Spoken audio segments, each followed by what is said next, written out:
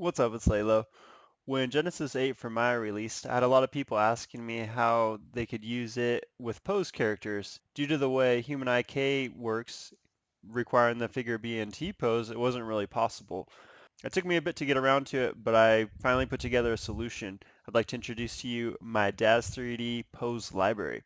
So how this plugin works is it searches through all your DAZ3D libraries and finds your Genesis 3 and Genesis 8 poses. It's only compatible with those two generations, and then builds out a kind of a folder hierarchy here, how like they would be basically in DAZ Studio. And so now that we were looking at all the Genesis 8 poses that we currently own, we just select a folder, and then you get a similar style content library as you would find in DAZ Studio. You can also make it a little bit wider if you'd rather do something like that.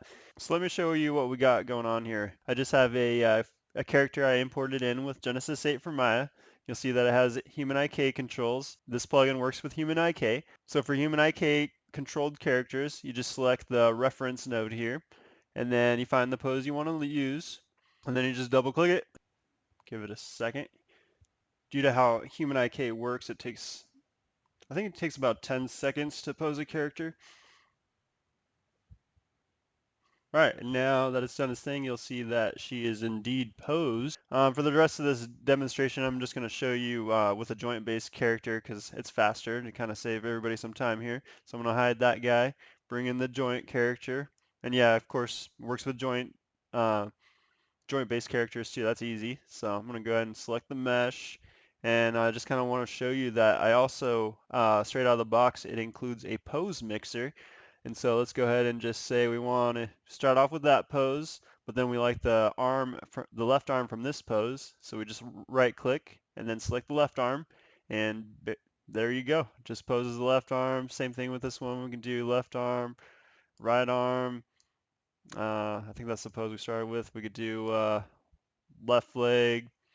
And so basically every pose can be a partial pose. You can do the hands, the legs, and you can do the hands individually, the legs individually, and the arms individually. And if there's other requests, I could probably add something if necessary. And then I also made it automatically convert poses. So this is a Genesis 8 figure. And let's say we have a Genesis 3 pose we would like to use. And let's say we want to use one of these. We just select it and just double click and it'll figure out that it's got to do the conversion and pose a character. And so now you may be thinking, with HumanIK, aren't you locked into one skeleton definition? That would be a good question, but with my plugin, you're actually not. So yeah, so I added this drop-down menu here where you can pick your HumanIK definition, and if you're using Genesis 8 for Maya or Genesis 3 for Maya, you can just use auto detect, and it'll do its magic for you. You don't really have to worry about it. But let's say you have your own custom definition you like to use. What I did is I added a tool menu here. So you'd want to select the node of the control reference node of the HumanIK controls that you would like to calibrate, and then you just go to the tools menu and then calibrate HumanIK. And it takes I don't know, about a minute, maybe a minute and a half, so I'm not going to demonstrate it in this video because all you'd see is the progress bar. Or, well, I can just show you that real quick actually. So it'll bring up a file dialog. You just, name it whatever you want to name it. I already included a HIK definitions folder, so that's where it's going to go by default. And if you keep all your files in this folder, it'll automatically populate into this list, and they'll be there every time you go to restart, Maya. And so I'd kind of recommend that. But yeah, so I'll just click save now, and then see you get a progress bar down here. Just telling you that it's doing its thing and you just want to wait, but I'm just going to go ahead and cancel that because I don't see a point in waiting. And then now if we're wanting to use that same definition, all we have to do is select it from the drop down menu, and now it'll work correctly with your custom HumanIK definition. So I set it up so you don't have to do that every time. Basically, if you have a Genesis 3 custom definition, then you'd want to run it once for the the Genesis 3, and then if you have, the same definition, but for Genesis 8, you'd actually want to run it again for Genesis 8, and then just save them as um, two different files, and then that way you could just choose between them depending on which character you're using. So it's pretty simple. And they also included another tool. So there is like a limitation, and I'll demonstrate that here. I'm gonna go ahead and hide this character again, and show this guy here.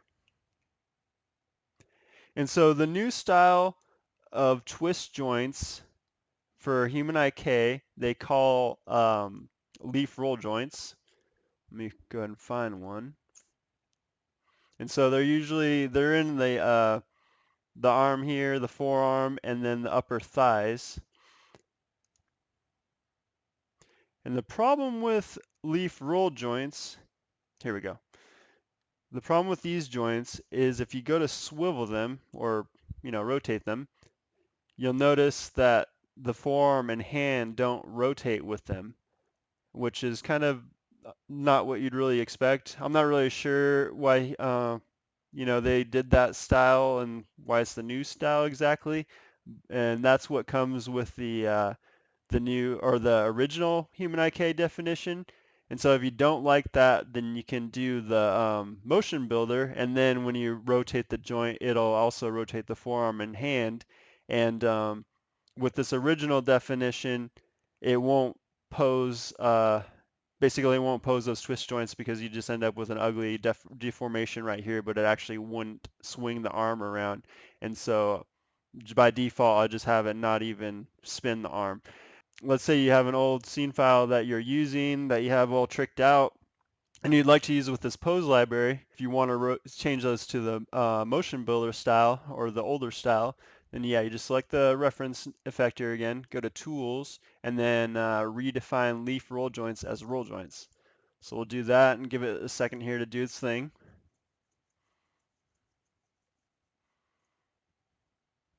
It's going to reset the pose to the stance pose. And now if we go and find that same joint,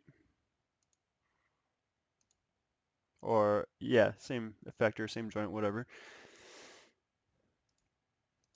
And now we rotate it. You'll see the forearm and hand will rotate with it, and all the poses will work properly. So now I could have stopped there, and I feel like it would be a pretty solid product, but I actually went a little bit above and beyond. I also added the ability to save poses.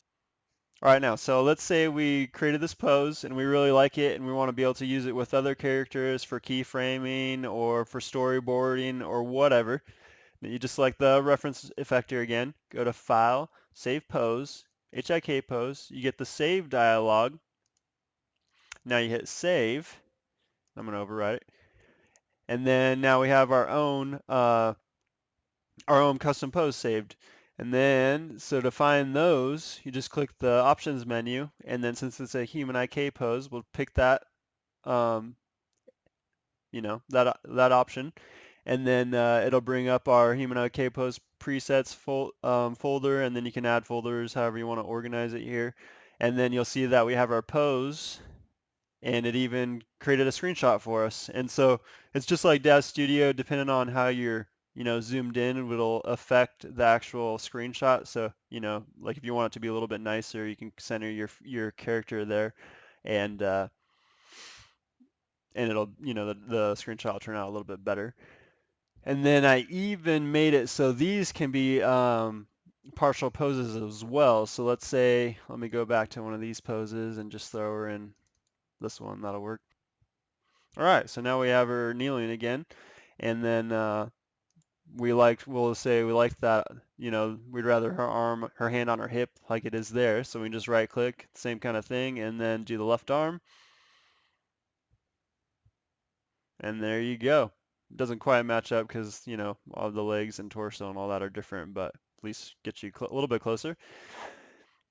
And then, so yeah, you have the same functionality with the, non-human IK controlled characters. If so, you can just save it with joints and stuff. And then I also created a preferences, some preference options. So let's say you mostly use like Genesis 3 male or Genesis 3 female, we can set it so that every time you start Maya, it'll automatically start in that post folder. And then you can also, I added it an option, so if you want these to start expanded like they are right now, which is nice. If you don't have like a ton of poses, it's pretty nice just to be able to see them there and grab them. But if you start, getting a lot of poses like I have for Genesis 3 female, they can get um, it's a little bit harder to dig through.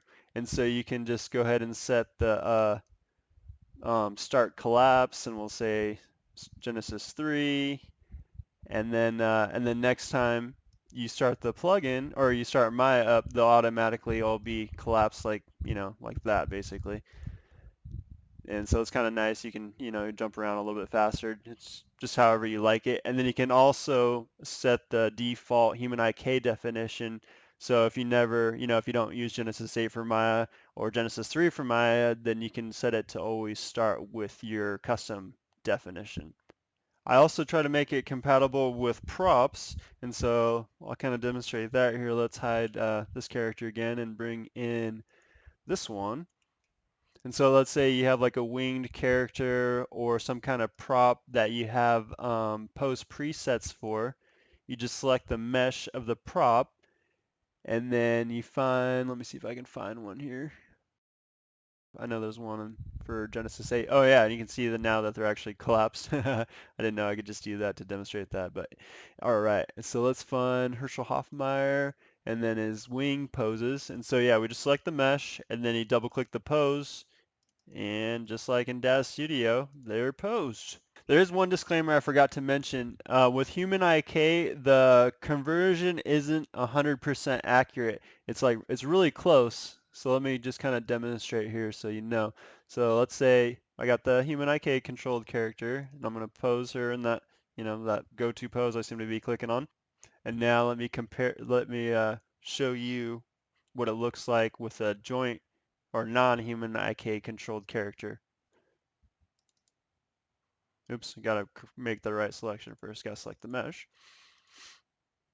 All right, so you'll see that it is a little bit off, and I really tried hard to make it as accurate as possible. There are some limitations with HumanIK, like it can kind of change your rotation values after you set them, and for when it's doing its solving. But I feel like it's still extremely helpful. And that's pretty much the gist of it.